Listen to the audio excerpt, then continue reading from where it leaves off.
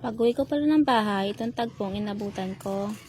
Bising-busy si chef sa pagluluto ng aming pananghalian. Panay nga ang reklamo dalang usok-usok daw, siging kuha ko ng video. Sabi ko nga isang sekretong sangkap yun na lalo nagpapasarap ng kanyang niluluto.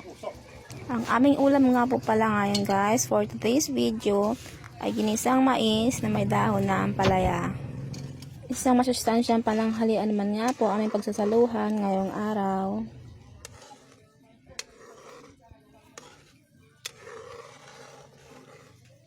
Lalo na po at puro sariwang gulay ang aming ihahain ngayong araw. Kaya tiyak mapaparami naman aming kain ito.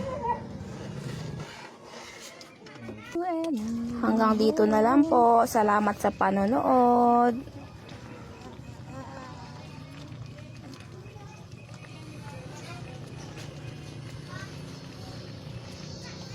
Kain po tayo, mga inday.